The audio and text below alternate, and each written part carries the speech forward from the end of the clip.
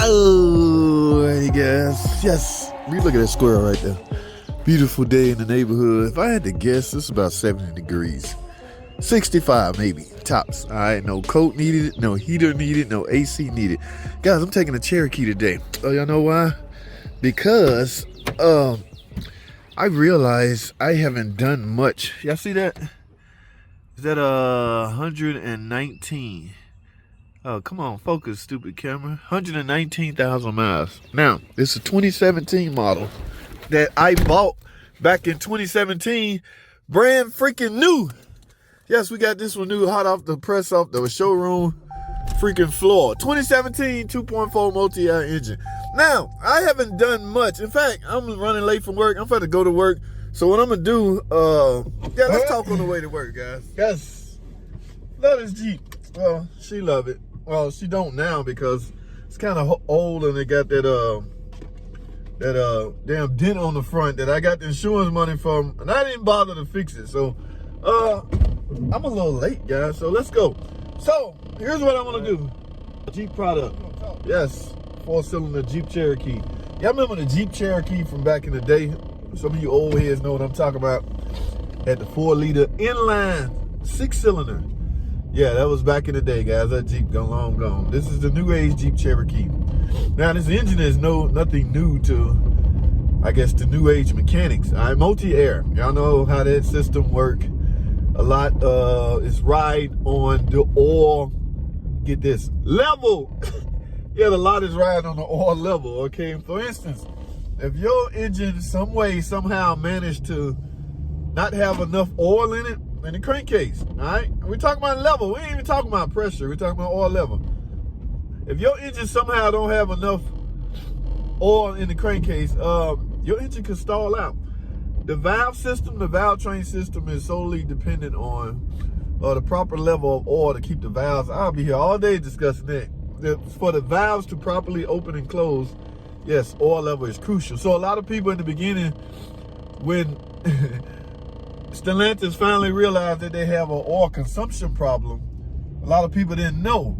So they were driving their cars and the car would literally just shut off, just stop running. Sometimes it start back up, sometimes it don't. So I remember this vaguely because I was a mechanic. I've been in the business a minute. People would bring their car to the shop with that complaint, and mechanics didn't know, the first thing to grab for was the oil dipstick.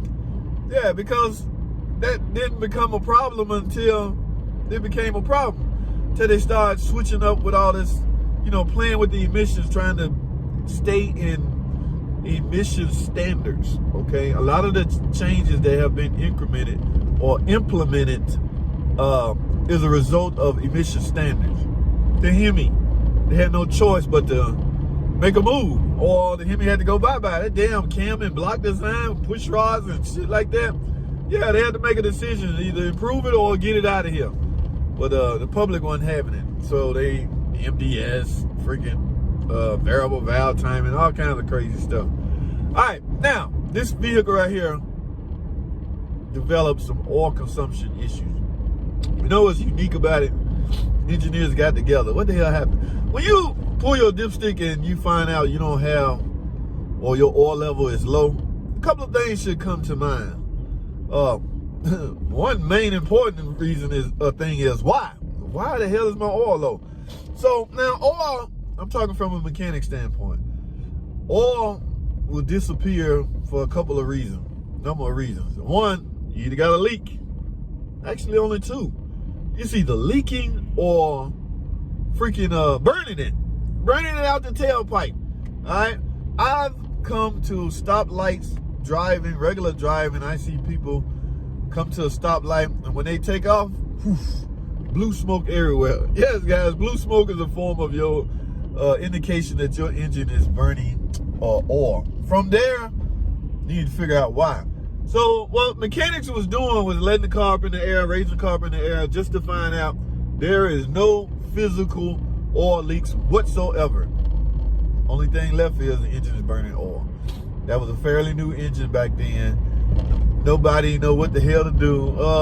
They finally came out with some information that yes, there's oil consumption problems. Now, get this, the solution. Yes, and this worked because this happened to me. I wanted an engine. I got 119,000 miles. I was entitled, they extended the warranty up to 100,000 miles. Right at 95 maybe, she called me and said, my car quit. What the hell? I get out there, nothing on the stick. So I get back, I want an engine too. I'm a damn employee, you know. I bought this car brand new. I'm a customer. And Chrysler like, well, we done issued a flash update to fix that. Have you done that yet? What flash update? I didn't know about it. Yes, and that's exactly what it was. And I'm laughing. The nerve of them to think just by merely flashing my PCM, my engine gonna magically stop burning oil. They stupid. Stellantis is stupid. Oh my God, Tim Kanisti, oh you ignorant. Boy, was I wrong. Oh my goodness, guys. So cars were starting to come in because they wanted to get this recall done because we was replacing engines left and right. Remember, we don't repair internal engines. So if you got an oil consumption or oil burner, you get the freaking engine. So guys, mechanics was at the shop just slinging engine left and right. Finally, engineers got together and was like, this is why. When the valves open a certain length of time or blah, blah, blah, blah. The whole 9 yards. Bottom line, long story short, flash update this computer, that should stop. I'd be damned if they wasn't right. I'm a firm believer now in what can magically be done by a merely flash update. Now, granted, a typical engine, yeah, that wouldn't sit too well on a, you know, this engine is, yeah, it got a lot of stuff going on, okay? So you can manipulate some things, right? You can direct when valves do what they doing and when they open and close and when oil coming. Yeah, all of that can be manipulated via electronics from a computer. So yeah, the flash came out and it started fixing a lot of them. Now, if the engine was too far gone, yeah, we still had to replace the engine. But I flashed mine, and I promise you, I was pulling that dipstick out because we got to do oil consumption tests as well. Mark where you did it. I was checking, no oil loss. I'm like, damn, I don't get no engine. And so I was like, I don't care, I still want an engine. But before I knew it, she was still driving the car, and I was over, I had 99.9999. If I drive to work, I would be over 100,000 miles. And remember, this day and age, you can't cheat the system. When they hook up a scan tool to your car, your mileage show up. So I'm over 100, shot that down. I still tried it. They said, no, you're over 100. I don't know what to tell you. So I blew that. My point is, guys, I'm almost at work. It didn't take me long enough. 119,000 miles. I haven't done spark plug. Only thing I've done to this thing is brakes. Front and rear brakes. And this is 948 TE ZL front wheel drive transmission, and I drain and refill that. That's it. So today I know I'm slacking. Tune up. I'm gonna do some spark plugs, coolant flush. Get this old coolant out. I preach this stuff all the time, but on my own car. But this car is held up. 119. I can imagine what those spark plugs look like. Yeah, I'm getting OEM, whatever the car calls for. Spark plugs, air filter. You know, the tune-up. I know. Yeah, I'm going to do a tune-up on this thing. I'm at the job, guys. So what I'm going to do, let me shut this down. And, yeah, I told her I'm going to take the Jeep to work today and do some things on it. Rotate, balance the tires. Little maintenance stuff that I don't like paying for. Oil change. I hate paying for oil change when you work at a shop. Shh, shh, shh. My boss may be listening. We'll figure that out. But, guys, all right, I got to go. I'm at the shop. Let's see what's popping. I'll talk to y'all later, man. I'll fire the camera up later, let y'all take a look at these 119,000 mile spark plugs. Gotta go. Alrighty, guys. Yes. So I'm late, so we're gonna have to sneak in, all right? Y'all keep down. Keep it down. Shh, shh, shh. Shh, keep it down. I don't want nobody to hear me walking in late. All right. Let's see. Yeah, it don't look like this thing gonna ever go anywhere. Yeah, I thought maybe over the weekend it would magically disappear. Guys, I don't know what's wrong with this thing. Yeah, I know. Some of y'all think, you know, mechanics just magically hook it on a scan tool and you just magically The scan tool would tell you what's wrong with it. No, it don't work like that. And it's a hybrid. This car is kicking my butt. I got a star case on it. In other words, I got engineers trying to help me on it, but they can sometimes be a little pain because they ask a gazillion questions. That's important. I get it, but at the same time, it's frustrating. It's frustrating. I've had training on this, but what does that mean? Until you lay your hands on this stuff, like now everything I trained on in school is hitting me. Okay, this is when you got to pull out the damn reference book that you got from the school, hybrid, Pacifica hybrid, all this stuff, and the importance of safety is really crucial too. Remember this EV hybrid could go either way, but came in, was told in, no start. Yeah, I got something with the HV battery, high voltage battery. I think I need a battery, but before they just send me a battery, they want to verify that everything is on tape. So I got to run tests between here. Oh my God. Yeah, I got a lot of stuff to do. In the meantime, I really want to get my gravy out. Y'all know what gravy mean, right? Yeah. I got a Jeep over here in my other stall that I sold. You know what this is? Trans filter. You know what kind of trans this is? No, it's not a ZF. You don't get a filter on a ZF. You get a pan. This is a Jeep Grand Cherokee. Yeah, anybody recognize that filter?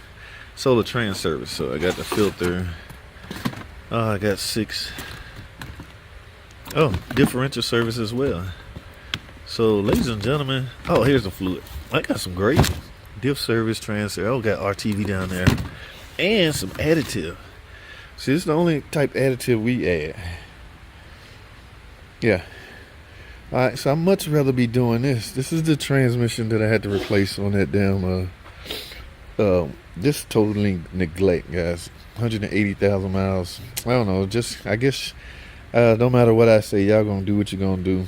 I'm like, try to preach to service this thing. Just drive until it quit. All right, so I can't, you know what I'm saying, just, y'all got money like that, go for it. It's not warranties. They had to pay for this.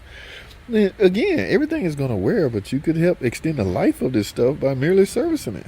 If you don't want to, this the results. Okay, I got to put that in there and turn this back in. So, I'd much rather be doing all of this than doing this damn hybrid over here. So, this is the life of a damn Mopar, semi-life of a Mopar mechanic. The day I'm gonna have. The day is Monday. What's the date? 31st. Oh my goodness, we in April tomorrow. Holy crap. JT, stop crying. Get to work. All right, guys.